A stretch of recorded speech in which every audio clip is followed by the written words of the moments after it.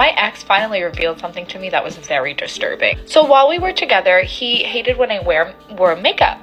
Like, when we would go out, he'd always be like, I like you so much better without makeup. Like, you're so much prettier without makeup. And it got to the point where I had makeup on, like, if we would go somewhere nice, he would literally call me ugly when I had makeup on. And I initially thought, oh, just because all guys think they like us without makeup on, even though they like us with, like, concealer and pressed powder and mascara, and they think that means there's no makeup on. Dear God in heaven, gentlemen, what is it like to be so wrong? I think I might have figured out something about the makeup, gentlemen and gents. I honestly think modern women spend so much time doing their makeup just out of pure boredom. I mean, think about it. These are women with zero personality, zero hobbies, and way too much time on their hands. They have no idea what to do with that time, so they just spend hours painting their faces and complaining about men. Outside of boxed wine, social media, and reality television, it's all they have in this world to keep themselves occupied.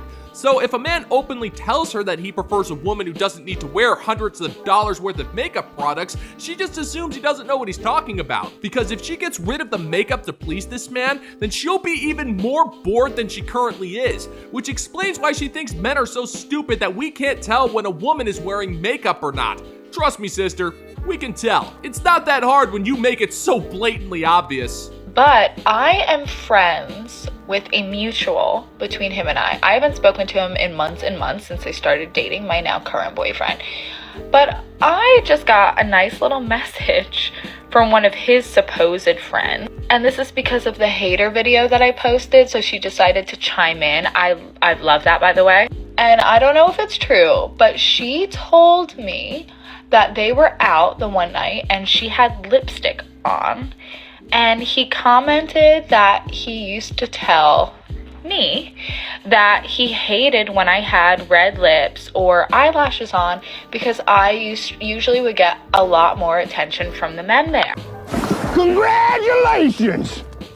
I guess I'm failing to see the big deal here. I mean, it's fairly common knowledge. If you paint your face like an avenue stroller, you can't be surprised if men think you're an avenue stroller. That and men don't really like it when they're in a committed relationship, only to find that their significant other wants the attention from other men. And what makes it even worse is how you're offended at the notion that he wants you to stay loyal to him instead of preferring the attention from complete strangers. Now, don't get me wrong, some men like a little makeup, but we're not talking about a little lipstick or some eyeliner here. We're talking about full-on facial augmentation with the sole purpose of covering up your insecurities with chemical products. And men don't really like that for a myriad of reasons. But you're taking umbrage with him being uncomfortable with you physically changing the structure of your face to please men. And that speaks volumes. And he just felt like it was unnecessary. Literally, that clicked in my brain and I was like, oh my God. It was for the reason that I feared. You literally just didn't want me to look pretty because you were afraid I was going to get attention from other guys.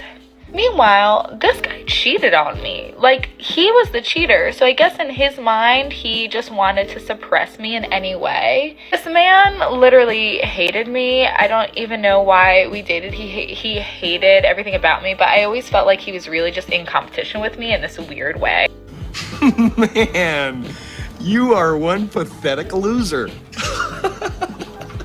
No offense. Woman, that man cheated on you because you were treating him like garbage. He was clearly addressing his concerns about you wearing makeup, which means he cared about you at least on some level, and you disregarded those concerns to feed your own ego. So it's safe to surmise that he was not getting what he needed from you, mainly kindness, respect, and we can also assume regular bedroom action. You're not the victim here. You're the one still talking smack about him while applying layer after layer of insecurity cream all over your face. The majority of self-respecting men like a woman who's comfortable enough with herself that she doesn't feel the need to wear 1.5 pounds of intergalactic grade makeup when she's going to the store to buy a box of frickin' cereal. We've made this known, but you won't listen. Your desire to be attracted by multiple men will always trump your desire to be a good girlfriend. So be sure to stock up on some kitty litter now, sweetheart. You're gonna need it later.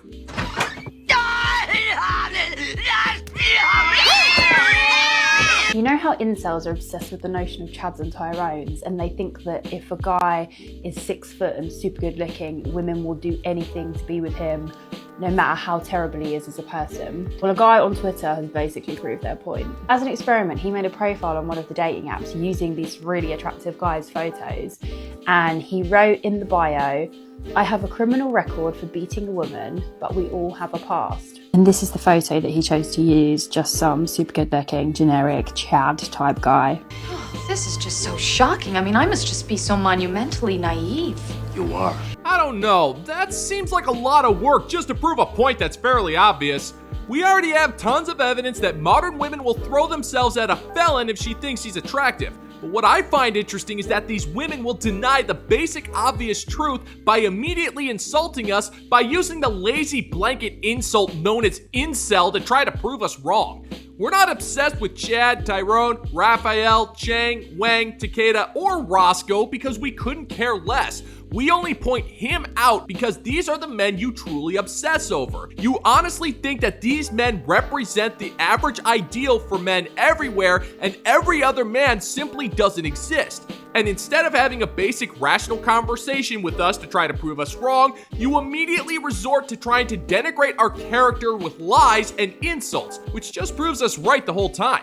Now, I cannot speak for anyone else, but I couldn't care less about the preferences of modern women. You like who you like, sister, but you can't be angry when we not only call you out on it, but also do it in a way that proves we were right the whole time. Now, personally, this would put me off matching a guy, but apparently it didn't put some women off. And this fake profile of a woman beater got over 800 matches in 48 hours, which, if this is true, is really freaking messed up. Also, the amount of women messaging him first is upsetting me. Because not only have they matched him, but they're going out of their way to pursue him. And it's super reminiscent of when that model got arrested and his mugshot started circulating and all the women were like, "Oh, he can attack me, I don't mind." So messed up. So yes, any of these 800 ladies, if you're watching, you very much let yourselves down. You've let womanhood down, and please don't match with guys who openly admit to beating their exes. Oh, please, these ladies did not let womanhood down. Womanhood isn't even a thing anymore. They just proved what we already knew the whole time. Modern women are so bored and devoid of any meaning that they are willing to overlook anything if it means that they have a chance at some excitement, and that means also getting with a felon who has a history of domestic violence. If you truly wanted to make a fair point, you would have said that you shouldn't assume the average man is a filthy incel and to give him a shot. But no, you're just saying not to entertain Chad felons, which means that deep down you're still assuming that average men are just as bad, but we must pay for the crimes of the ridiculously good looking. Which isn't all that surprising when you think about it. You think looks determine a man's worth, so any average man is completely worthless while the good looking men will always get a pass because you'd rather live in a world where you have a shot with Chad at the price of a man you barely deem as human. Man, that's just mean. That's mean, man. Twin flame energy. We got another twin flame reading on our hands. I am destroyed. This person is destroyed. They hate this. They hate that this is happening between the two of you. They are hurting more than they thought they would be hurting. They didn't expect this, but they're feeling very fucked up over you. My biggest regret is not telling you how I feel. I feel like there was a lot held back here. Please give me a second chance. They may be getting readings about you or just seeing signs. It's like, that's exactly what it is. Because they don't get readings, that's not their vibe, but they are seeing signs from spirit everywhere, and it's like to the point where they can't ignore it anymore. I know my inability to make a clear decision hurts you. I don't want to be who I used to be. You deserve better. What the hell are you talking about? Who are you talking to? Alright, gentlemen and gents, I gotta admit something. I don't know how it happened, but I lost my menus. I won't be able to do a lunch reading today, but the good news is that my trusty junk drawers are still here and they'll work just as well. So let me reach into here and grab some junk. And let's see, we got the Phillips head screwdriver, so somebody got screwed over in a pawn shop deal. Hey, we got a couple of AA batteries, so that means nobody has been struck by lightning lady, which is always a good thing in my opinion. And, well, hey, look at this, an old Lego man with a left arm missing, which can only mean that you're going to be meeting an unlicensed barber who's going to give you a haircut that will be considered marginal at best. but he's going to charge you a lot more money than the haircut is worth, but he'll still convince you that it was well worth the price and you will pay it with glee. Now, I would be careful because the imitation Swiss Army knife that's missing the tweezers is telling me that someone has placed trip wires in your apartment, and the wire cutters are telling me you're going to trip over every single one of them. So, yeah, you might want to be careful when getting home tonight. There was maybe other people involved, third parties involved, lies, but it would be the greatest loss of my life if I don't make this right. I will regret this for the rest of my life. I don't want to ever let you go. I want to be different. Getting unstuck with this person. Also traveling to each other, traveling with each other. Big transformation. I want a fresh start with you. I want to man up and honor you. I was influenced again by other people. There were other people in the mix here, whether that was romantic or not. I feel like it was. This person was very childish. They are admitting that. They were immature. They also played the victim a lot. That's something that they deal with. That is one of their struggles. That is one of their personality struggles. 222 on the timer. They instantly always want to play the victim. It's a defense mechanism. What? Oh, this is absolutely fascinating. I just found my old TV remote, which clearly means that old MTV game shows are about to make a massive comeback in a huge way.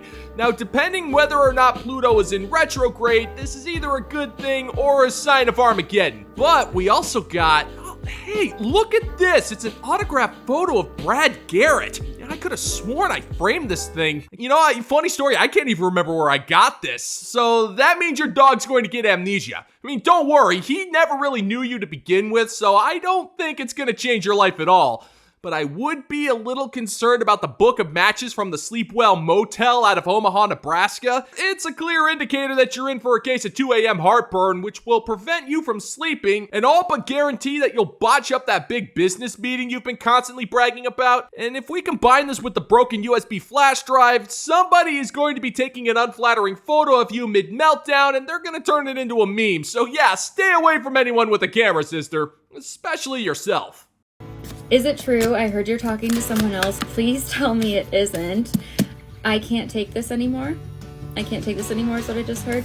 I miss the way I feel with you. Emotional, all over the place emotions. Like not even being able to get a handle on their emotions when it comes to you. So they just try to shut it out. There may be blocked energy here, or someone is literally blocked. They don't want to be blocked by you. They don't want to be blocked off. It hurts so much. This person is very stubborn, perhaps bossy, likes to do things their way, my way or the highway. So there is no contact right now. So if you are in a no contact situation, this is for you. Divine intervention coming here. Facing their demons. This has forced them to face a lot of their demons, to deal with a lot of their issues. For instance, their childish behavior, their wanting to play the victim, their tendency to play the victim. I must have missed 60 minutes. What are you saying? Oh dear, this doesn't sound good. It's the deck of cards with the missing 7 of spades, and it's telling me that one day you will file your taxes inappropriately, and you will have a warrant issued for your arrest. Now, the random 1991 Seattle Trailblazer Upper Deck basketball card is telling me that you're going to get the maximum sentencing, but the lanyard with my old high school ID from freshman year says that you'll be let off with a light sentencing of 10 years, and the expired coupons for bubble tape are saying that you'll be out in 7 years with good behavior, so it's not all bad. We also have an old rock, a missing cap to a water bottle that I threw out. Oh, hey, and an empty Zippo lighter with no flint. That also tells me that you're clearly going to be going to some sort of store to buy some products of some sort. And I don't know what those products are, but the Broken Tiger Street Fighter 2 handheld game is telling me that these products might be edible. And the ether is fading. That's all I got. There's a lot of dust in here, but hey, look at this. It's my old sewing kit. I lost this thing like 2 years ago. I was wondering where this stupid thing went. Hey, thanks, modern tarot card grifter. It's about time you did something useful for once in your life.